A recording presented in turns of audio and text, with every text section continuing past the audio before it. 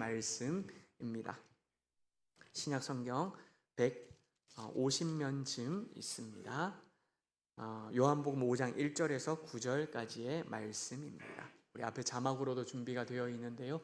1절에서부터 9절까지 말씀 우리가 한 목소리로 읽겠습니다. 그 후에 유대인의 명절이 되어 예수께서 예루살렘에 예루살렘에 있는 양문 곁에 히브리 말로 베데스다라 하는 못이 있는데 거기 행각 5이 있고 그 안에 많은 병자, 맹인, 다리 저는 사람, 혈기 마른 사람들이 누워 물의 움직임을 기다리니 이는 천사가 가끔 못에 내려와 물을 움직이게 하는데 움직인 후에 먼저 들어가는 자는 어떤 병에 걸렸든지 낫게 되미라. 거기 38해 된 병자가 있더라. 예수께서 그 누운 것을 보시고 병이 벌써 오래된 줄 아시고 이르시되 내가 나았고자 하느냐? 병자가 대답하되 주여 물이 움직일 때에 나를 못에 넣어주는 사람이 없어 내가 가는 동안에 다른 사람이 먼저 내려가나이다. 예수께서 이르시되 일어나 내 자리를 들고 걸어가라 하시니 그 사람이 곧 나아서 자리를 들고 가니라. 이날은 안식일이니. 아멘. 오늘은 예수님을 만난 명절이라는 제목으로 함께 말씀을 나누고자 합니다. 우리 옆에 있는 분들, 앞뒤 좌우에 계신 분들 먼저 한번 이렇게 인사했으면 좋겠습니다. 예수님이 함께하는 명절 되시기를 바랍니다. 한번 인사할까요? 아멘. 아멘. 예수님이 함께하는 명절 되시기를 축복합니다. 여러분 이렇게 한 번 더 인사하겠습니다. 오늘 말씀의 제목이지요. 예수님을 만난 명절인데 예수님을 만나는 명절 되시기를 축복합니다. 한 번 더 인사하겠습니다. 아멘. 예수님을 만나는 명절, 예배를 통하여 말씀을 통하여 먼저 예수님부터 만나는 그런 복된 명절 되는 그런 추석이기를 간절히 소망합니다. 여러분 오늘은 우리 민족의 큰 명절 추석 연휴의 첫날이기도 합니다. 명절하면 떠오르는 단어가 여러분 무엇입니까? 만남이지 않습니까? 오랫동안 서로 보지 못했던 사람들, 왕래하지 못했던 사람들 이번 기회를 통하여 서로 얼굴을 보고 또 교제를 나누는 것, 이것이 어찌 보면 명절의 큰 기쁨일 것입니다. 또한 맛있는 음식을 서로 나누는 것도 즐거운 시간이 되겠지요. 아이들은 오랜만에 만나게 될 어른들, 할아버지들, 친척들 참 기대하는 마음으로 설레어 합니다. 어른들은 어떻습니까? 한 해 동안 우리가 수고해왔던 그런 시간들이 있지 않습니까? 추석이다라고 이야기를 하면 열매가 풍성하게 맺히는 곡식이, 알곡이 여물어가는 그런 시간들이지요. 이처럼 한 해를 지나가면서 우리에게 베풀어 주신, 우리 가정에 부어주신 그 은혜, 그것을 되새기면서 감사가 절로 우리 입에 나오는 시간, 그것이 아마도 명절, 추석일 것입니다. 그러나 가만히 보면 이렇게 기뻐하는 사람들만 있는 것이 아니라는 사실이지요. 어떤 분들에게는 이 명절이라고 하는 것이 오히려 더 외로울 수 있습니다. 쓸쓸할 수 있습니다. 오히려 안 왔으면 좋겠다라고 하는 마음을 먹게 되는 그러한 분들도 있을 수 있습니다. 가족과 멀리 떨어져 있기 때문에 추석이라 할지라도 서로 얼굴 보는 게 힘들 수 있기 때문이겠지요. 누군가는 지금 이 시간에도 병상에 누워 있어서 오는 사람 없고 가는 사람 없이 그냥 외롭게 쓸쓸히 하루 이틀 3일 명절이나 평일이나 할 것 없이 그렇게 추석을 지나는 분들도 계실 것입니다. 이 외에도 이런저런 이유로 기쁨의 시간보다는 오히려 고독의 시간, 아픔의 눈물을 쓸어내려야 하는 그런 분들도 있다는 말이지요. 여러분 오늘 본문에서 이런 명절 이야기가 나오고 있습니다.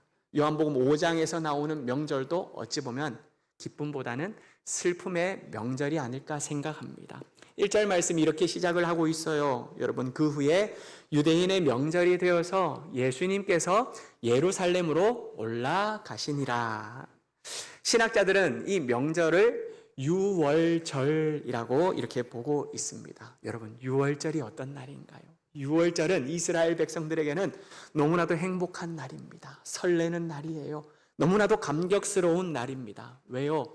이스라엘 백성들이 애굽에서 430년 동안 그렇게 종살이를 하고 아픔을 겪었던 그 자리에서 우리 하나님 아버지께서 끄집어내시는 날, 구원해 주시는 날, 할렐루야를 외칠 수 있도록 만들어 주신 날, 그 날이 바로 유월절이기 때문이지요. 그래서 유대 자손들, 유대 백성들은 조상의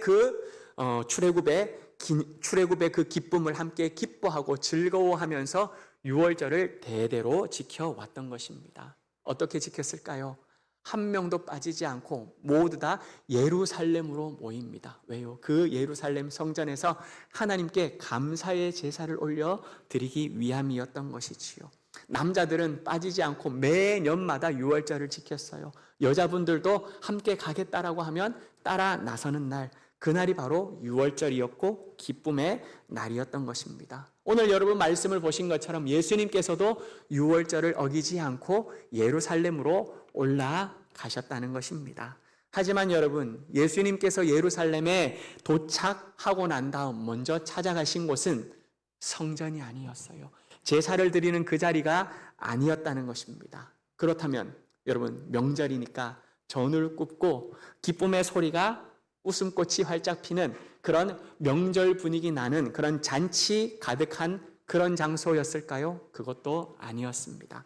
성전과는 가까운 곳이었어요. 그러나 사람들에게 있어서는 외면당하는 곳이었습니다. 잘 가지 않는 곳이었어요. 그곳을 지나가면 빠르게 갈 수 있었지만 오히려 사람들은 돌아가고 외면하는 곳, 바로 베데스다 못을 주님께서는 먼저 가셨다는 것이죠. 여기는 어떤 사람들이 있었기에 사람들이 이렇게 외면했을까요? 병든 사람들이 많이 들어 누워 있는 곳이었어요. 그곳에 들어간 사람들 중에서 걸어 나오는 사람들을 본 적이 없었습니다. 암울한 곳이었어요.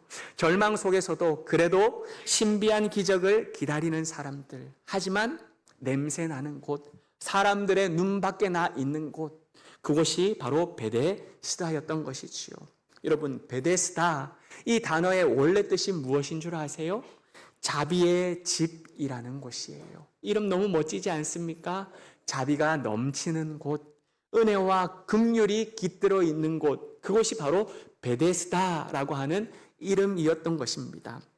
하지만 여러분, 그곳의 풍경은 자비가 넘치는 곳이 아니었어요. 수많은 병자들이 누워 있다라고 말씀드렸지요. 그들 모두는 언젠가 천사가 이곳에 내려와서 이 베데스다 못을 한번 이렇게 동하여 주면, 움직여 주면 나도 그 물에 들어가서 살아나을 수 있겠지. 내가 이 질병을 회복할 수 있겠지. 치료를 받을 수 있겠지. 이 희망 하나 붙들고 여러분 하루하루 그렇게 버티고 견디는 장소, 그곳이 베데스다라는 곳이지요. 그런데 여러분, 그 물이 동할 때에 한 사람만 고침을 받는다는 사실이 그게 전설 따라 삼천리처럼 전해 내려왔던 것입니다. 그렇기 때문에 서로 병자들끼리 어떤 마음이었겠습니까? 경쟁을 할 수밖에 없는 거예요. 조바심이 날 수밖에 없는 것입니다. 내가 혹여나 잠들고 있는 그 사이에 천사가 내려와서 물을 한번 이렇게 동하여 준다면 그러면 저 사람이 먼저 나보다 나음을 입고 여기에서 나갈 텐데 라고 하는 그 마음 때문에 어찌 보면 서로가 위로해주고 격려해주는 것이 아니라 서로 짓밟고 내가 먼저 연못에 뛰어들어야만 하는 그러한 고통의 장소였다는 것이지요. 여러분, 자비의 집 베데스다가 아니라 오히려 절망의 집, 한숨의 연못, 그곳이 바로 베데스다가 되어 버렸다는 것이지요. 그런데 여러분, 놀랍게도 우리 예수님께서 바로 그곳으로 찾아가셨다라는 것입니다. 사람들이 피하는 곳이지요. 내 부모나 내 형제가 베데스다 못가에 행각에 들어 누워 있을 수도 있습니다. 그렇지만 1년, 2년, 3년, 4년 시간이 지나가면서 가족들은 그 형제들을 이제는 쳐다보지도 않습니다. 방문하지도 않아요. 거들떠 보지도 않습니다. 이처럼 외면하고 마음속에서도 잊어버린 곳, 아무도 기대하지 않는 그 눈물의 자리에 우리 주님께서는 명절 기간에 찾아오셨다라는 것이지요. 여러분, 이것이 예수님의 명절이에요. 예수님의 명절. 그렇다면 여러분, 우리가 한번 생각해 볼까요? 우리의 명절은 어떻습니까? 우리는 기쁨의 시간을 누리기를 소망합니다. 만남을 속에서 서로 정을 나누고 오랜만에 인사하는 그 시간을 통하여서 서로 덕담을 주고받고 좋은 추억들이 쌓이기를 소망하는 것, 그렇게 기쁨의 자리를 찾아가는 것, 그게 어찌 보면 우리 인간의 모습 아닐까 생각하지요. 그러나 예수님은요, 외로운 자리를 간다는 거예요. 누워있는 그 자리에 찾아간다는 것입니다. 소망이 없고 다시금 회복의 기미가 보이지 않는 그 끊어진 자리, 세상과 단절된 자리, 그곳으로 예수님께서는 가셨다는 것입니다. 사랑하는 여러분, 이번 추석 명절 기간 우리도 예수님처럼 그러한 자리를 찾아가 보면 어떻겠습니까? 이번 명절 길게 주셨잖아요. 여러분, 옛날의 명절 생각하면 연휴가 앞뒤로 붙지도 않았어요. 대체 휴일도 없었어요. 그렇게 하다 보면 정말 딱 잘라서 3일만 명절했던 때가 얼마나 많습니까? 그런데 이렇게 붙고 저렇게 붙고 대체 연휴 생기고 임시 휴일 생기고 그렇게 해서 많이 연휴를 만들어 주셨어요. 이 기간 우리도 지금까지 찾아가 보지 못했던 분들, 인사 나누지 못했던 친척들, 내가 조금 멀리 소원하게 지냈던 그 가족들, 형제들, 그들에게 한번 가보자라는 것이죠. 오랜 세월 병상에 누워 계신데도 불구하고 찾아가야지 말만 되뇌어 있는데 그렇게 가지 못했던 그곳이 바로 이번 명절에 우리가 가면 좋지 않을까라는 것입니다. 마음이 아파 여러분 혼자 지내시는 친척들이 있다면 거기도 우리가 찾아가 보는 것, 그것이 바로 명절 기간에 예수님이 만들어 가신 명절 우리도 만들어가는 그런 방법이 될 수 있지 않겠습니까? 우리가 찾아간다 하더라도 방문 밖으로 나오지 못하는 그 방 안에만 갇혀 있는 분들, 그럼 또 다른 방법이 있잖아요. 우리의 뭐가 있어요? 노란색 이모티콘, 카카오톡이 있지 않습니까? 여러분, 문자만 보내면 안 되겠지요. 쿠폰을 하나 보내면서 나와서 그래도 커피 한잔 해보렴, 바람 쐬러 나와보렴, 그렇게 그 방법을 통하여서 우리가 먼저 찾아가고 손을 내밀어 주는 것, 여러분, 이것이 바로 예수님의 명절이 될 줄 믿습니다. 우리가 품고 기도하는 분들 있지 않습니까? 형제 자매들, 이 형제만 예수님을 믿으면 참 좋겠는데 아직까지 이 한 사람만 정말 너무나도 고집을 부리고 있어. 이런 기도 제목들 신방하면서 많이 보았어요. 부모님 믿어야 되는데 이제 시간이 얼마 남지 않았는데 그 마음을 가지고 지금도 마음 졸이면서 내가 품고 기도하는 형제들도 있지 않으십니까? 여러분, 지난 주간에 개그계의 큰 별이라고 하더라고요. 전유성 씨께서 이렇게 죽음을 맞이하게 되었어요. 그런데 그냥 그 죽음이 죽음인 줄 알았는데 나중에 라디오 방송을 들으면서 그냥 죽음이 아니었구나, 소천하셨구나 라고 저는 이름을 바꾸었어요. 왜 소천하셨을까?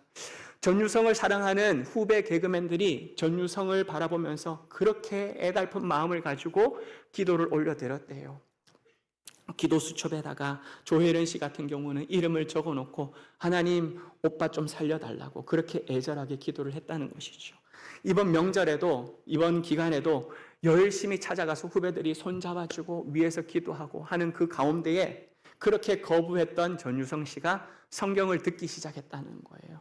성경을 사준 그 사람의 성경을 읽는데 글씨가 너무 작아가지고 안 보인다는 거예요. 그러다 보니까 그러면 들으라고 조혜련 씨가 다 녹음해놨다고. 그래서 성경을 듣고 아멘을 하고 마지막에는 찬송 좀 들려달라고, 찬양 좀 틀어달라고, 그렇게 해서 마지막 하나님께서 부르시는 하나님 품으로 가셨다라고 하는 것을 간증을 통하여서 라이브 그 라디오 방송을 통하여 제가 듣게 되었습니다. 여러분, 우리도 품고 기도하는 그 가족들, 우리 하나님 아버지께서는 그 기도를 허투루 돌리지 않으실 줄 믿습니다.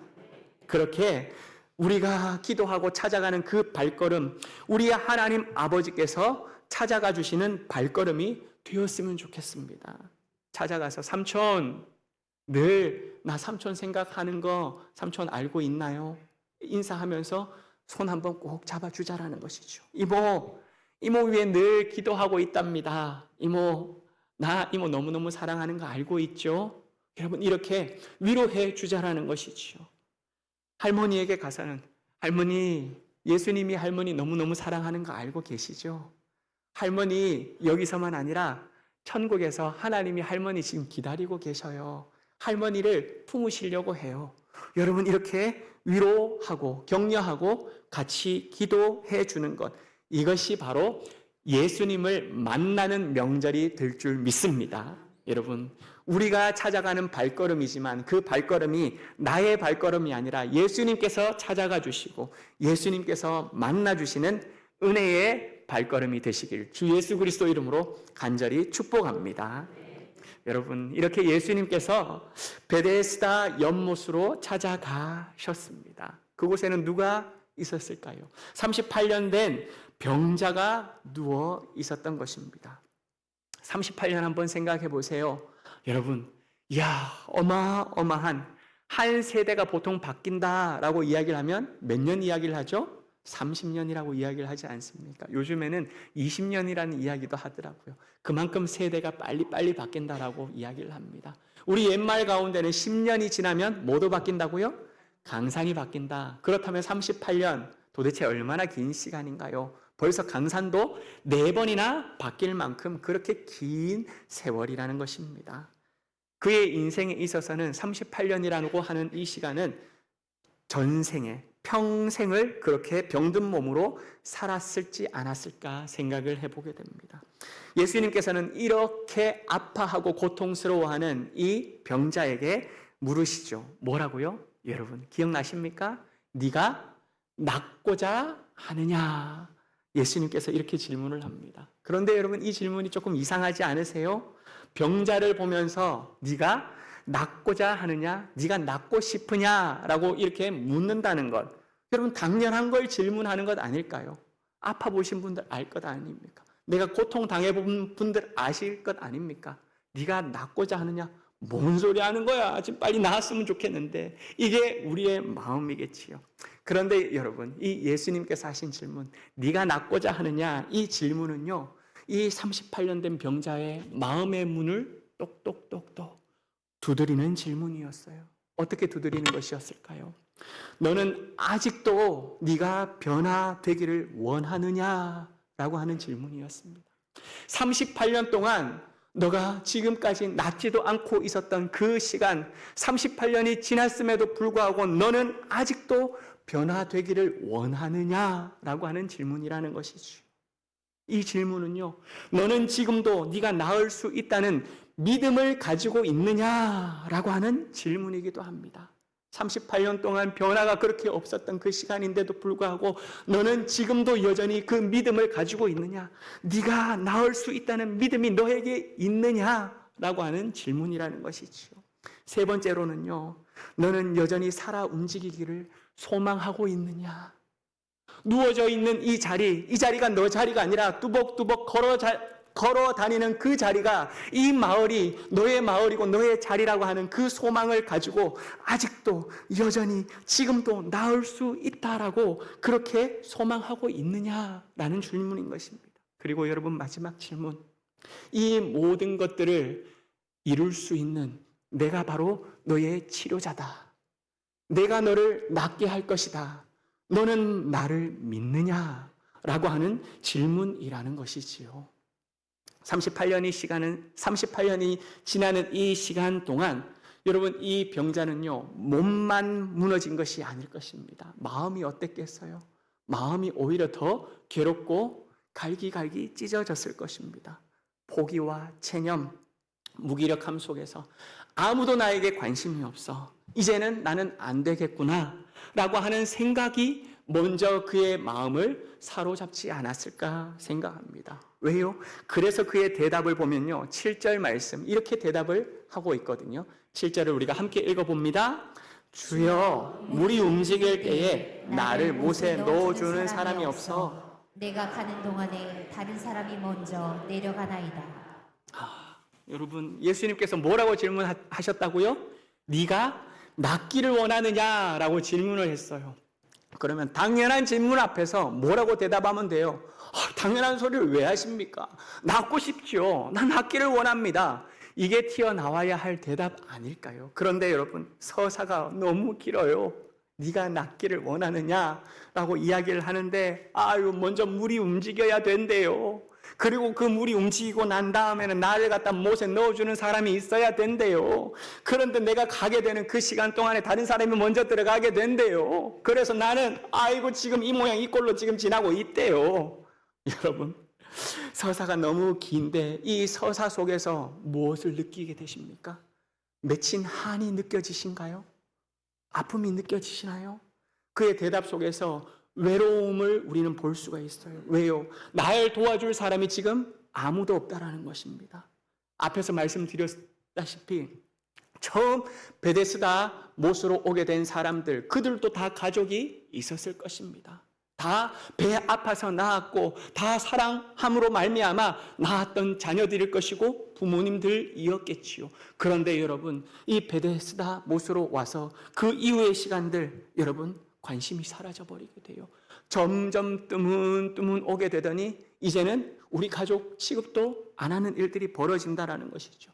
그렇게 버려진 지가 이 사람은 아마도 30년 이상, 아니 38년 동안 버려진 채로 그렇게 혼자 사투를 벌이고 있었을 수도 있다는 것입니다. 그래서 뭐라고 이야기를 합니까? 그래서 저는 이 모양 이 꼴로 지금까지 살 수밖에 없었습니다 라고 하는 게 바로 이 사람의 고백이라는 것이죠. 한숨이 느껴지십니까? 체념이 보이십니까? 얼마나 쓸쓸한 고백인가요? 지금까지 38년도 이렇게 살아왔는데 내가 죽지 아니한다면 앞으로 38년도 이 모양 이 꼴로 살지 않겠나라고 하는 그 마음이 여기에 스며들어 있다라는 것입니다. 그런데 그의 이 대답 속에서 그나마 실오라기 같은 하나의 소망, 그게 있다면 뭐가 있느냐? 물이 움직일 때 누구 한 사람이 나타나서 날 좀 데려다 주기만 하면 내가 나음을 입을 것이다 라고 하는 그러한 소망을 품고 있다는 거예요. 누구를 의지하는 것입니까? 사람을 의지하고 있다라는 거예요. 누군가 나를 넣어주기만 한다면 내가 희망을, 그 소망을 내 삶에 기적으로 실현시킬 수 있다라고 하는 세상 방식의 실오라기 같은 소망을 품고 있다라는 것이지요. 여러분, 우리도 이 38년 된 병자와 같은 그런 모습이 내 안에 있지 않으실까요? 우리는 어떤 소망을 품고 계세요? 지금 같은 이 경제적으로 어려운 상황, 우리나라의 참 침울한 이 환경 속에서 모든 것들이 좋아지면 참 내가 행복해질 텐데 라고 우리는 세상이 뭔가 변화가 일어나면 나에게도 기쁨이 오고 행복이 온다라고 소망하고 기대하고 있다라는 것이죠. 여러분, 세상 사람들이 날 좀 도와주면 내가 일이 잘 풀릴 텐데 라고 우리는 사람을 의지하고 사람에게 기대하며 살아가고 있지는 않습니까? 누군가 나를 도와주는 사람이 있어야지만 내 길이 창창하게 열릴 텐데 라는 세상의 도움을 바라고 있다라는 것이지요. 하지만 여러분, 예수님께서는 찾아오셔서 말씀하십니다. 뭐라고요? 너는 나를 믿느냐? 라고 말씀하고 있다는 거예요. 너는 지금 네가 낫기를 원하느냐? 라고 질문하고 계신다라는 것입니다. 무슨 말일까요? 절망한 가운데 있는 우리에게 찾아오셔서 우리 하나님께서 하시는 말씀은, 자 봐라, 그래 네가 지금 이렇게 안 풀리는 이유가 뭔 줄 아니? 저기 한번 가봐. 거기 가면 그 문제를 풀 수 있는 매듭이 있을 거야. 그거 풀면 될 거야. 이렇게 말씀하지 않는다는 것입니다. 나의 절망과 낙심 그 한 가운데에 우리 주님께서 찾아오셔서, 그래 네가 지금 사람을 잘못 만나서 그래, 지금까지 만나고 있는 그 사람 말고 이 사람 한번 만나봐봐. 거기 가면 그 사람이 너를 도와줄 거야. 여러분, 이런 대답을 하지 않으신다는 거예요. 그럼 예수님께서는 뭘 말씀하고 있어요? 세상에 주목하고 세상에 집중하고 있는 그 시선을, 너는 나를 믿느냐? 세상을 바라보고 있는 우리의 눈을 주님께로 돌리도록 내가 너를 낫게 할 수 있다. 네가 낫고 싶으냐? 지금 그 질문하고 계신다라는 것이지요. 여러분, 예수님께서 뭐라고 말씀하셨습니까? 예수님께서 내가 길이요, 내가 진리요, 내가 생명이다 라고 말씀하셨어요. 그렇기 때문에 믿는 자는 죽어도 살아날 것이다. 우리 주님이 생명 되시고 우리 주님이 길이 되시고 우리 주님이 능력이 되신다라고 말씀하신 그 주님 앞에 우리의 믿음을 내어놓도록 관점을 바꾸어 주고 계신다라는 것이지요. 사랑하는 여러분, 우리가 우리의 시선을 세상에서 사람들에게 주고 있던 그 내 믿음과 신뢰와 그 모든 시선을 가지고 와서 주님 앞에 돌려놓는다면 우리 주님께서 기적을 펼쳐가시는 출발점으로 삼아주실 줄 믿습니다. 여러분, 우리 중에 38년 된 병자와 닮아 있는 분들 혹 계실까요? 목사님 무슨 말 하세요? 추석 명절인데도 이렇게 내가 건강해가지고 여기 이 자리에 나와서 예배 드리는 거 안 보이십니까? 네, 맞아요. 맞아요. 우리의 몸은 건강해서 추석 명절 기간에도 이렇게 나와 예배 드릴 수 있는 것 큰 복이지요. 그런데 그건 말고요. 몸은 멀쩡하지만 내 마음이 오랫동안 누워있는 사람 말이에요. 이 38년 된 병자처럼 누워서 스스로 일어나지도 못하는 것처럼 내 마음이 무너지고 내 영혼이 쓰러져서 찢어져서 그렇게 오랫동안 누워있는 사람들 말이에요. 인생의 실패와 쓰라림에 눌려서 이 병자처럼 이제는 그냥 이렇게 살 수밖에 없는가 보다 라고 하면서 그냥 자포자기하는 것처럼 그냥 한숨 속에 내가 그냥 살다 가면 되질 뭐 라면서 이렇게 살아가고 있는 분들 혹 계신가요? 지금까지 내가 이렇게 힘들게 살아가고 있는데도 불구하고 아무도 내 주위에는 날 도와주는 사람이 없지. 아무도 나에게 관심 가져주는 사람이 없지. 누가 날 도와준단 말인가? 라고 하면서 오히려 세상을 향하여서도 이웃을 향하여서도 가족과 친척을 향하여서도 문을 닫아놓고 그렇게 살아갈 수도 있을 것입니다. 어떤 분들은 가족 안에서 이미 관계가 깨어졌어요. 멀어졌습니다. 그렇게 오랜 시간 한 해, 두 해, 10해, 20해 그렇게 살아가고 있기도 합니다. 그래서 이번처럼 추석 명절이 이렇게 길면 오히려 더 고민하는 거예요. 저 형제는 언제 부모님 인사하러 왔다 갔다 하나? 네가 그러면 월화 가면 내가 화수 가지 뭐, 수목 가지 뭐 이렇게 해서 내가 월요일날 꼭 가고 싶었는데 이런 일이 있어가지고 그래서 내가 수목 다녀갑니다. 참 다음에 꼭 보도록 합시다. 그러면서도 오히려 그게 그냥 내 마음에 스스로 위로가 되는 이처럼 우리의 마음이 관계가 깨어져서 이제 화해해봤자 뭘 하겠나? 무슨 소용이 있겠나? 아니 저 사람은 안 변할 텐데 나도 보고 싶질 않아. 나도 변하고 싶질 않아. 저 사람에게는 서로 그냥 외면하고 등을 지고 있는 이 모습, 그러한 모습 속에 있는 우리들에게 예수님께서는요 오늘 38년 된 병자에게 찾아오시고 물으신 것처럼 우리에게도 찾아오시고 물으신다는 것입니다. 뭐라고요? 네가 낫고자 하느냐? 네가 회복하기를 원하느냐? 네가 이 문제를 치료할 수 있는 자가 바로 나라는 사실을 네가 믿고 있느냐? 이렇게 물으신다는 것이지요. 여러분, 이 예수님의 질문은요 단순히 병든 몸을 향해서만 하는 말씀이 아니라는 것입니다. 너의 관계가 회복되기를 원하느냐? 너의 무너진 그 믿음이 다시금 세워지고 일어나기를 원하느냐? 너의 그 찢겨진 그 마음들, 그것을 다시금 채워지기를 원하느냐? 예수님께서는요 내 무너진 관계든 나의 연약해져 있는 믿음이든 여러분 내 마음이든 내 건강이든 포기하지 않으세요. 찾아오신다는 거예요. 38년이 지나서 캐캐 묵어있다 할지라도 우리 주님께서는 찾아와 주셔서 포기하지 않으시고 우리에게 질문하신다는 것입니다. 뭐라고요? 네가 지금 그 문제 낫기를 원하느냐? 질문하고 계신다는 것입니다. 여러분, 이 물음 앞에서 우리가 뭐라고 대답할까요? 사설이 길어야 될까요? 이게 이래서 그렇고요. 저게 저래서 그렇고요. 하나님 아버지, 이게 이 문제가 그냥 보통 쉽게 풀릴 문제가 아니라니까요. 여러분, 그렇게 말씀하시겠습니까? 아니지요. 네가 낫기를 원하느냐? 내가 그 모든 문제를 해결해 줄 수 있는 만왕의 왕이라는 사실을 네가 믿느냐? 라고 하는 그 질문 앞에 네 주님 제가 믿습니다.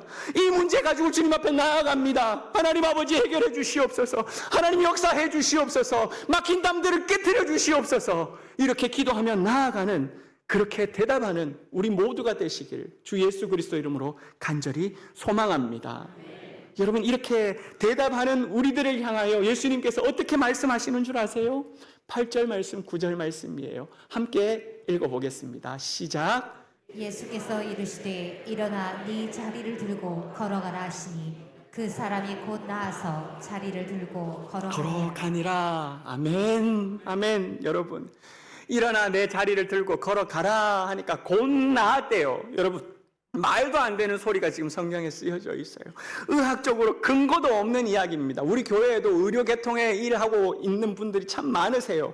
도무지 납득이 안 되고 앞뒤 논리적으로 여러분 불가능한 명령이었고 불가능한 반응이었고 불가능한 결과예요. 그런데도 여러분, 하지만 일어나 네 자리를 들고 걸어가라, 예수님의 이 한마디에 인생이 바뀌게 된 줄 믿으시길 바랍니다.